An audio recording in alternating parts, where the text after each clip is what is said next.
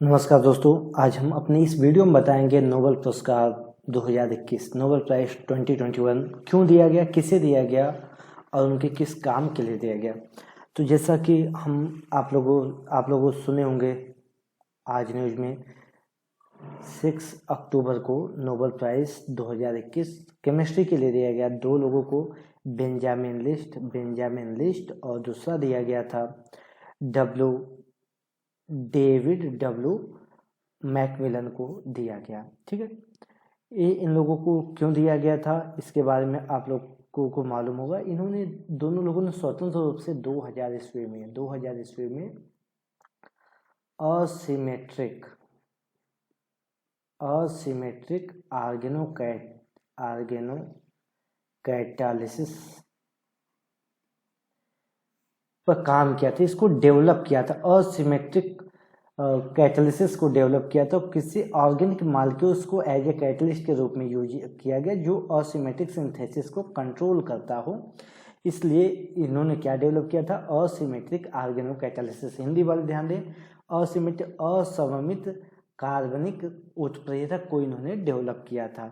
ठीक है, इन्होंने डेवलप किया था। इसके पहले जैसा कि आप जानते हो तो कैटलिस्ट क्या होते हैं। कैटलिस्ट ऐसे मटेरियल्स होते हैं जो रिएक्शन में पार्टिसिपेट तो नहीं करते हैं, लेकिन रेट ऑफ रिएक्शन को चेंज कर सकते हैं, या तो इंक्रीज कर सकते हैं या तो डिक्रीज कर सकते हैं। ये दूसरा, ये रिएक्शन को एक्सेलरेट करते हैं, समझिएगा। एक्सेलरेट मतलब इंक्रीज करते हैं या डिक्रीज करते हैं। ठीक है, और एक और पॉइंट ध्यान देना है कि ये रिएक्शन को कंट्रोल भी करते हैं। ठीक है, तो अगर कोई कायरल मालिक्यूल्स है तो ऑप्टिकली एक्टिव दो टाइप के प्रोडक्ट देता है, एक आर और दूसरा एस प्रोडक्ट देता है। ठीक है, मीन्स जो राइट डायरेक्शन में क्लॉकवाइज रोटेट करता है आर प्रोडक्ट और दूसरे को एस प्रोडक्ट देते हैं, दो प्रोडक्ट देते हैं। लेकिन फार्मास्यूटिकल इंडस्ट्री में ऐसा होता है कि या तो हमें आर की जरूरत होती है या तो एस की। तो इसके लिए अभी तक जो कैटलिस्ट यूज होते थे वो कैटलिस्ट दो प्रकार से होते थे। कौन कौन से? एक मेटल कैटलिस्ट यूज होते थे जो असिमेट्रिक मतलब सिमेट्री को कंट्रोल करता था, और दूसरा होता था एंजाइम्स। ये बायोमॉलिक्यूलर रिएक्शन को या बायोकेमिकल रिएक्शन को ये कंट्रोल करते थे। मेटल कैटलिस्ट और ये एंजाइम, ये दोनों बहुत ही हाईली कॉस्टली ये दोनों होते हैं। ठीक है, पैलेडियम के कैटलिस्ट और ऐसे आप विल्किंसन और ढेर सारे ऐसे नाम तो सुने होंगे।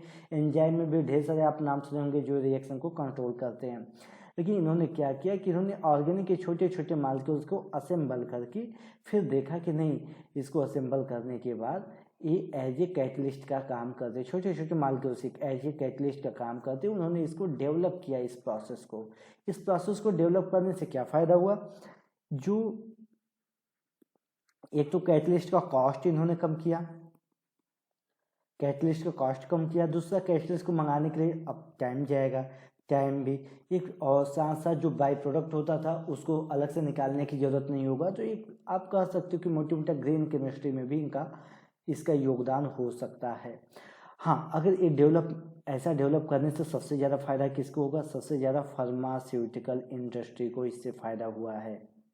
दूसरा, ये जो फोटो सेल जो अभी सोलर सेल जो अभी डेवलप किया जा रहा है, सोलर सेल के लिए इसका यूज हो सकता है। आगे इसका यूज डिफेंस के लिए हो रहा है। और जितने भी R&D लैब हैं, जो PhD स्टूडेंट हैं या जहाँ भी रिसर्च का काम हो रहा है, जहाँ ऑर्गेनिक सिंथेसिस का काम हो रहा है, वहाँ पर इनके इस जो इन्होंने बनाया था, क्या बनाया था, जैसा मैंने आपको बताया था, असिमेट्रिक ऑर्गेनो कैटालिस्ट इन्होंने जो बनाया। ठीक है, तो इस प्रोसेस को असिमेट्रिक ऑर्गेनो कैटालिसिस प्रोसेस कहते हैं। अब ध्यान से समझिएगा इसका और इम्पोर्टेंस क्या है। सबसे पहले इसमें कुल 1 करोड़ स्वीडिश क्रोना दिया जाएगा। 1 करोड़ स्वीडिश क्रोना की अगर बात करें तो ये इंडियन करेंसी में 8.20 करोड़ रुपए आएगा। ठीक है, इतना करोड़ इंडियन रुपी जाएगा। और ये इनको दिया जाएगा। और ये क्यों दिया जाता है आपको मालूम है? ये जो साइंटिस्ट थे अल्फ्रेड नोबल के याद में उन्होंने ऐसा कहा था, वसीयत में कहा था कि इस दिया जाने से उसी के दिया जाता। और ये कब दिया जाएगा? तो अल्फ्रेड नोबल का जो पुण्यतिथि है वो 10 दिसंबर को है, 10 दिसंबर को है। तो 10 दिसंबर को ये दिया जाएगा इन लोगों को, जिसके नाम की घोषणा की जा रही है, ठीक है। और नोबेल पुरस्कार की शुरुआत कब हुई थी? 1901 में नोबेल में किस में दिया जाता? शुरू में 1901 में फिजिक्स में शुरू हुआ था, केमिस्ट्री में, लिटरेचर में और पीस में दिया जाने लगा, ठीक है। और ये चीज़ें तो आपको मालूम। बाद में इसमें फिर मेडिसिन और इन सारी चीज़ों को भी जोड़ा गया। तो ये शुरू में दिया जाता था। क्यों दिया जाता था ये सारी चीज़ें आपको मालूम है। अब हम डिस्कस करें पिछले 2-3 सालों में नोबेल पुरस्कार किसको मिले थे, ठीक है। अगर हम पिछले सालों की बात करें तो आप समझिए 2020 की अगर हम बात करें तो 2020 में जो नोबेल पुरस्कार मिला था वो किसके मिला था? फॉर द डेवलपमेंट ऑफ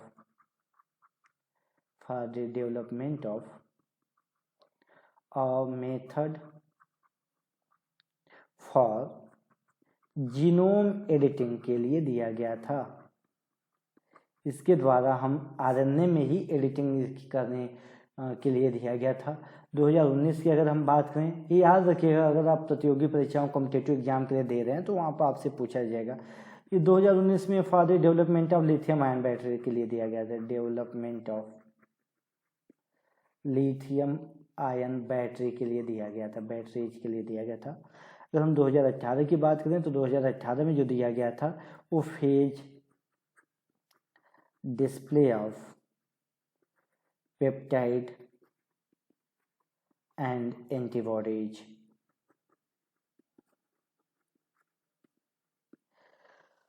तो दोस्तों ये रहा हमारा पिछले 4 साल का, मीन्स 2021 से लेकर 2018 तक का जो नोबेल पुरस्कार दिया गया, क्यों दिया गया, ये सारी चीज़ें मैंने आपको बताया।